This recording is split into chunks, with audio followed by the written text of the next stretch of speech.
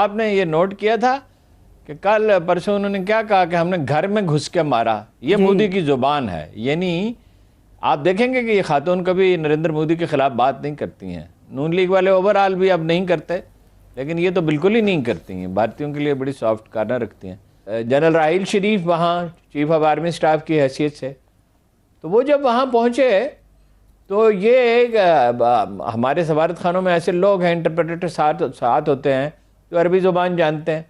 तो उन्होंने कहा बाद में कि उसने पूछा जनरल राहिल शरीफ ने कि ये क्या कह रहे थे। उन्होंने कहा ये कह रहे थे कि ये कौन आदमी है।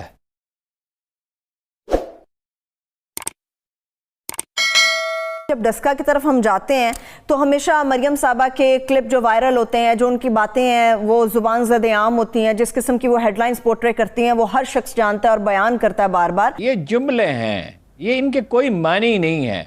बात ये है कि देखना ये होगा कि धांधली हुई है या नहीं हुई, और इलेक्शन कमीशन से उम्मीद है कि वो सही फैसला करेगा। वो किसी के साथ नहीं है। इलेक्शन कमीशन पे दोनों पार्टियों ने अपना एतमाद का इजहार किया जी।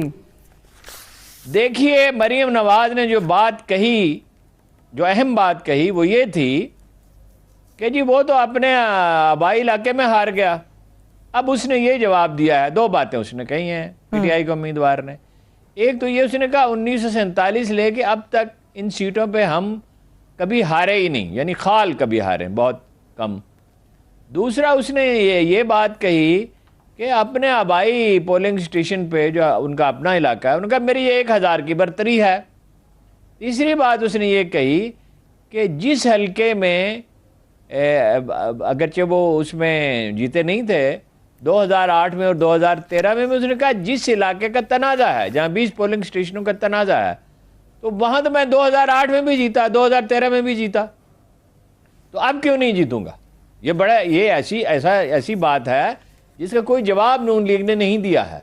अगर ये बात दुरुस्त है कि 2008 में भी जीते, 2013 में भी जीते, तो 2020 में क्यों नहीं जीतेंगे, उसकी तो उन्होंने तरदीद कर दी कि भाई हल्के में हारे। देखिए देखना ये होगा, एक नुक्ता उस पर हमने गौर नहीं किया था, अब जहन में आया कि वो रिजल्ट तो चलिए दस्तखत शुदा तो वहाँ दिए गए, और वो अपना धुंध की वजह से या जिस वजह से भी या किसी ने रुकावट डाली, उन्हें ये तो कह रहे हैं अगवा किया जी।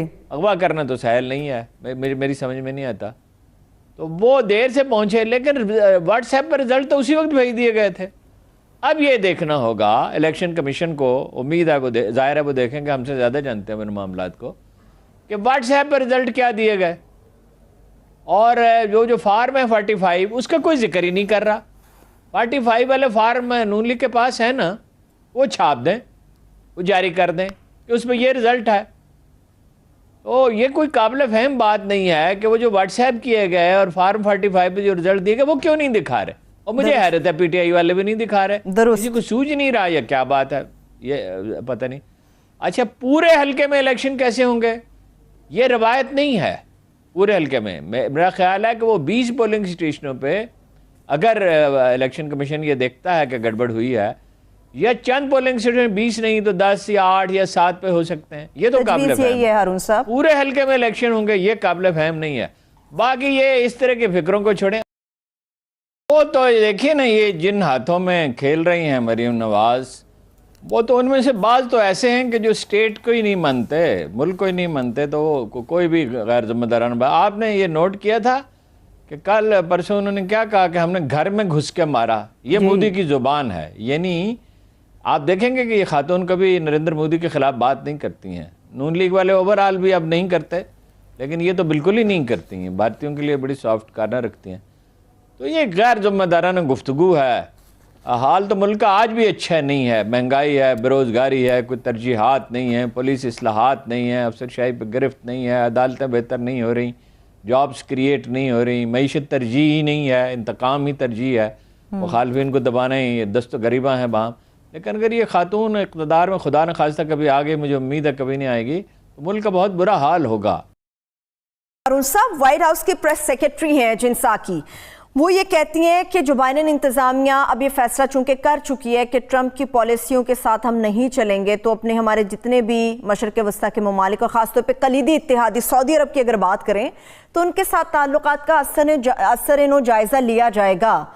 कितना ये हर्ट करेगा सऊदी अरब को, अमरीका को, दोनों मुल्कों के ताल्लुक पे कितना असर डालेगा?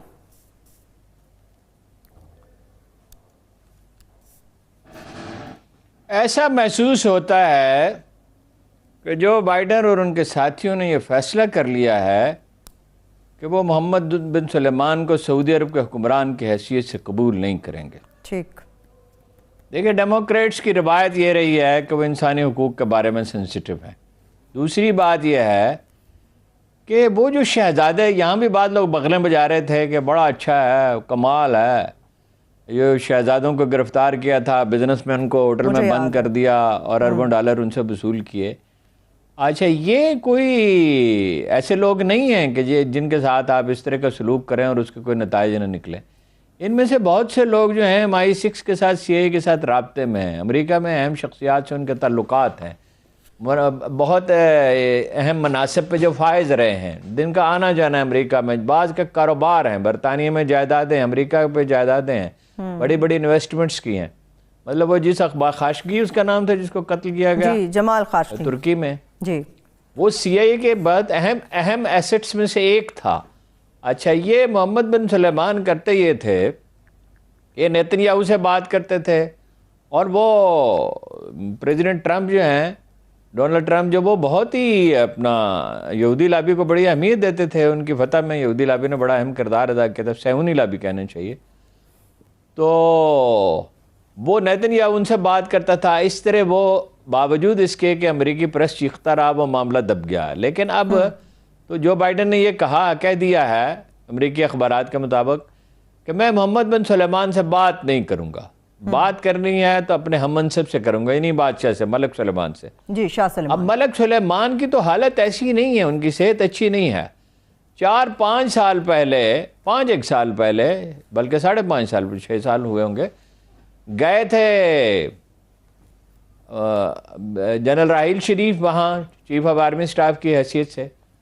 तो वो जब वहाँ पहुँचे तो ये हमारे सफारत खानों में ऐसे लोग हैं, इंटरप्रेटर साथ होते हैं जो अरबी ज़ुबान जानते हैं। तो उन्होंने कहा बाद में कि उसने पूछा जनरल राहील शरीफ ने कि ये क्या कह रहे थे। उन्होंने कहा ये कह रहे थे कि ये कौन आदमी है, यानी उनकी मेमोरी काम ही नहीं कर रही, उम्र कोई 80 साल बढ़ गई है, मेरा ख्याल 90 साल के करीब जी, है। 80 साल है। तो वो अपना मेमोरी उनकी ठीक काम नहीं कर रही, तो वो क्या बात करें। इसका मतलब ये है कि अमेरिका ने इरादा कर लिया है इक़्तिदार में तब्दीली का। उसके दूसरे इशारे भी मिलते हैं। देखिए, यमन से उन्होंने हाथ उठा लिया, कोई ताल्लुक नहीं हमारा जी। उन्होंने मुत्तहिदा अरब अमारात को F-17 F-35 तैयारों की जो फरामी है वो मुअत्तल कर दी, बंद नहीं की, हतमी तौर पर मुआहदा कैंसिल नहीं किया, सिर्फ मुअत्तल तो किया। सऊदी अरब से बराह रास्त वो बात, मोहम्मद बिन सलेमान से बराह रास्त बात ही नहीं करना चाहते। ऐसा लगता है कि किसी के तबस्सुत से बात करेंगे। फिर ये है कि ईरानियों से बात कर रहे हैं वो कतर के वज़ीर ख़ारिजा के ज़रिए, और ईरान से कोई मामला जैसा कल आपसे अर्ज़ किया था कि तय पाने वाला है, उसमें बुनियादी बात पे तो इत्तफाक राय हो गया। ईरान कह रहा है पहले ख़त्म करें फिर हम अफजूदगी की शरह कम करेंगे, वो कह रहे हैं पहले आप अफजूदगी की शरह कम करें।